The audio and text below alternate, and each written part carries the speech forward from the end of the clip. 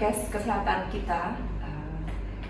Saya Lili Hendrayani. Pada kesempatan hari ini kita akan membahas tema yang sangat penting, yaitu adalah strategi dan inovasi untuk peningkatan kinerja Kementerian Kesehatan.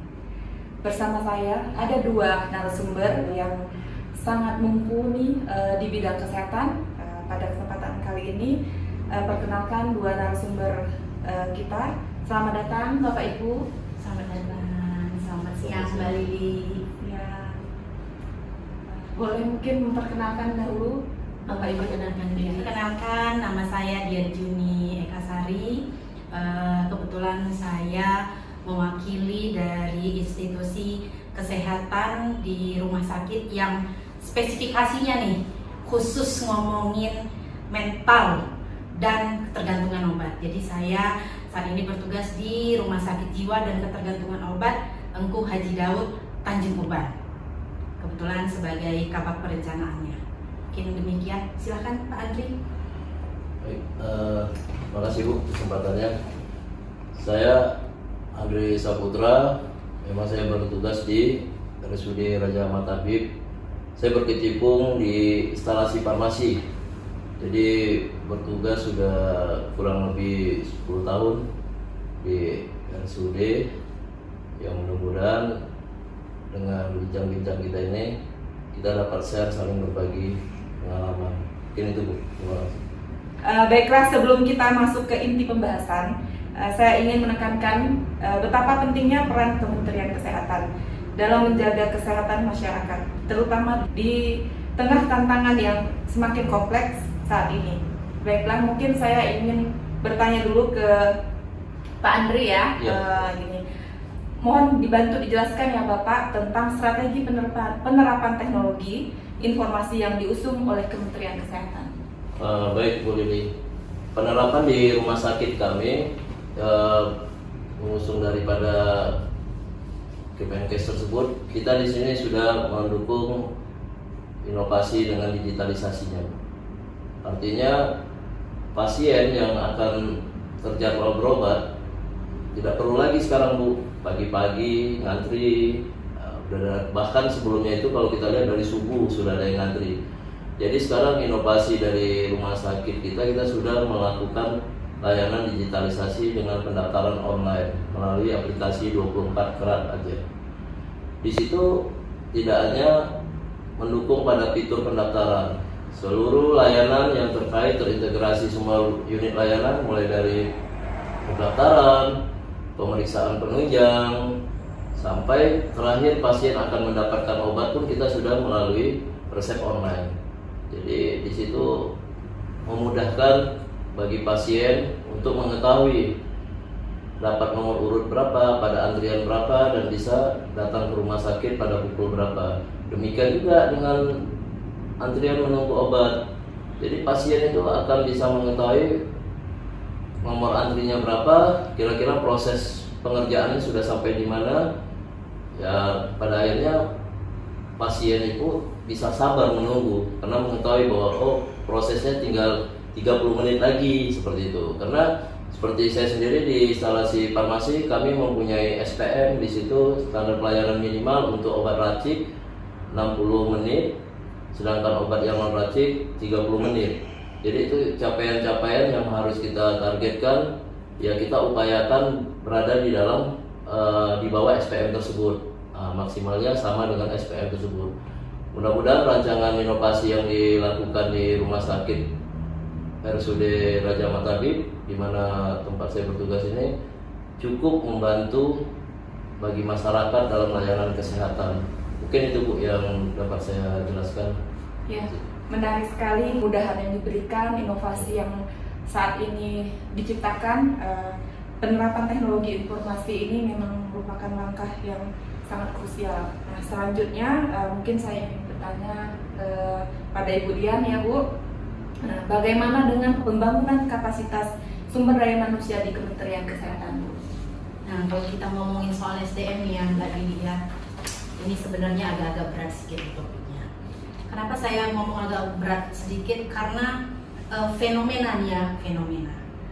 Kita, nggak usah lah SDM kesehatan, kita aja kalau disuruh milih pasti pengennya tinggal di tengah kota yang semuanya ada, mau mengakses apapun gampang. Nah, sama juga dengan SDM kesehatan. Setiap individu nih, hati nuraninya, kalau dia disuruh milih, tentu kalau boleh bertugas, pengennya tuh dapat rumah sakit yang di tengah kota, aksesnya mudah, fasilitasnya lengkap, tinggal datang, duduk cantik, bekerja, pasien senang, puas, dia pulang tak ada masalah, gitu ya. Karena bagaimana kita bisa mendapatkan SDM kesehatan, khususnya seperti dokter-dokter spesialis yang kompeten, yang mumpuni, yang ilmu dan skillnya terus diupdate, itu juga tidak gampang. Nah, kita layanannya khusus kejiwaan, maka kita butuh dokter spesialis kejiwaan yang mumpuni, perawat-perawat jiwa yang memang disekolahkannya ngambil magister kejiwaan keahliannya. Nah, itu masih sedang dalam tahap proses pengembangan terus, Mbak Lili, dan itu mungkin butuh waktu karena nggak bisa instan. Jadi kita mencari yang freelance barang jadi, ini istilahnya barang jadi, tapi packagingnya udah cakep, cuman nggak ada yang terikat kontrak dengan mana-mana. Itu memang satu tantangan ya, khususnya untuk wilayah Provinsi Kepulauan Riau. Itu barangkali menurut saya. Sekarang mungkin kita bergeser sedikit pada konteks kita bicarakan tentang kolaborasi lintas sektor. Bisa dibantu jelaskan Bapak atau Ibu ya terkait pentingnya kolaborasi ini. Kalau kolaborasi lintas sektor itu tidak ada orang yang bisa berdiri sendiri, Mbak Lili ya. Sama juga seperti organisasi perangkat daerah, tidak ada juga yang bisa berjalan sendiri tanpa koordinasi lintas sektor. Bagaimanapun juga seperti kami di Rumah Sakit RSJKO itu tentu pengampu kami yang menjadi kiblat kami, salah satu misalnya adalah Rumah Sakit Umum Pusat Marzuki Mahdi. Nah, itu dia memang khusus fokus layanannya adalah kesehatan jiwa dan obat-obatan. Jadi kiblat kita ke sana, bimbingannya kita dapatkan dari sana, pengarahannya juga dapatkan dari sana. Jadi itu mungkin bentuk dari koordinasi lintas sektornya. Oke, saya sangat setuju sekali seperti yang disampaikan oleh Ibu. Kita selain itu kita tidak boleh juga melupakan yang namanya inovasi dalam pelayanan kesehatan. Selanjutnya, apa pendapat Bapak Ibu? Mungkin lebih ke Pak Andri kali ini ya, tentang layanan kesehatan berbasis digital seperti telemedicine. Baik. Layanan digital seperti telemedicine kita sangat membantu, tujuannya untuk pelayanan kesehatan pada masyarakat. Dan kembali lagi seperti kondisi rentang geografis kita ya Bu ya, yang seperti ini juga.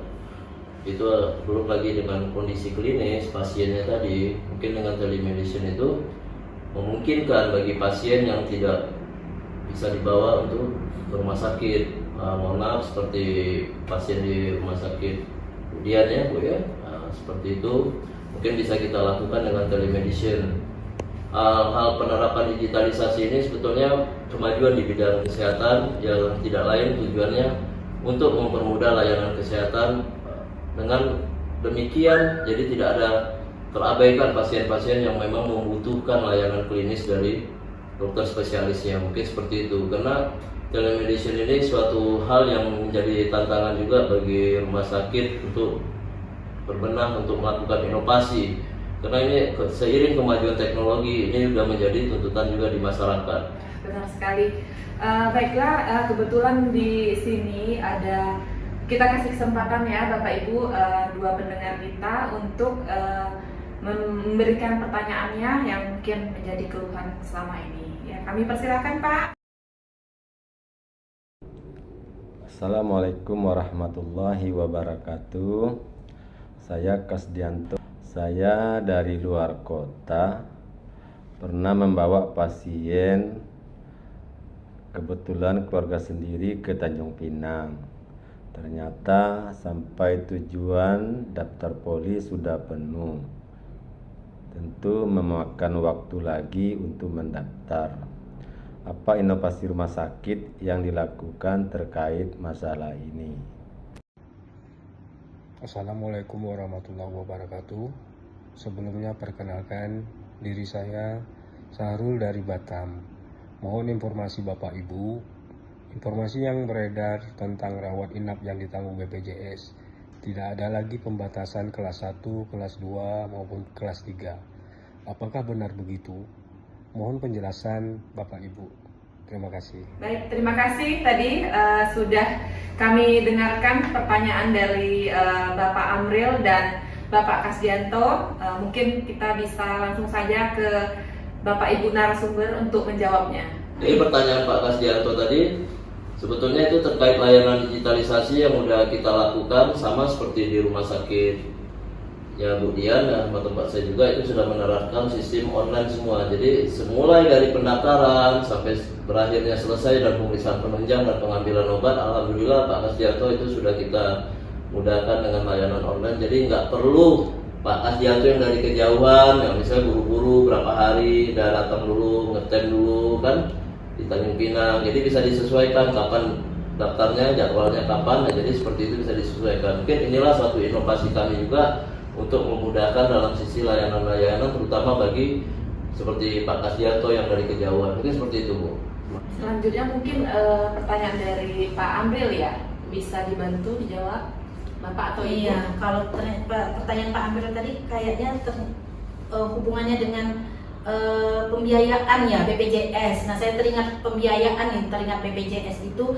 Nah, ini salah satu transformasi Kemenkes sebenarnya Mbak Lili, terkait transformasi pemerataan jaminan kesehatan. Nah, kalau misalnya ada yang sudah pernah dengar KRIS. KRIS itu adalah layanan dengan kamar rawat inap standar. Jadi kepanjangannya KRIS itu kamar rawat inap standar. Jadi kalau sekarang ini kan kita mengenalnya nih ada kamar kelas berapa gitu ya kalau masuk dirawat ya, karena suka ditanyain ya Pak Andrea kelas berapa jatahnya, kelas 1, kelas 2, kelas 3 gitu ya. Nah, barangkali itu dari saya Mbak Dewi. Benar sekali. Baiklah, semoga jawaban dari Pak Andri dan Ibu Dian dapat menjawab seluruh keluh kesah, terutama tadi dari Pak Sahrul dan Pak Kasdianto ya Pak. Baiklah, dalam menghadapi tantangan ini, Kementerian Kesehatan memiliki berbagai strategi yang berbasis data dan teknologi. Sebelum kita akhiri, mungkin bisa memberi pesan terakhir dari Bapak Ibu narasumber. Mungkin di Ibu Dian dulu. Baik, tidak ada perubahan yang tanpa tantangan.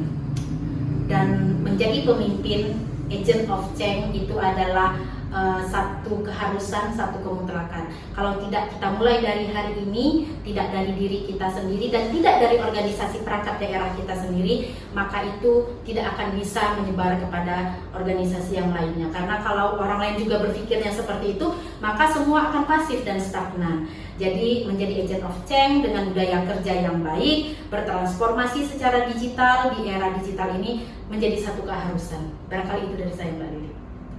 Mungkin Pak Andri. Baik.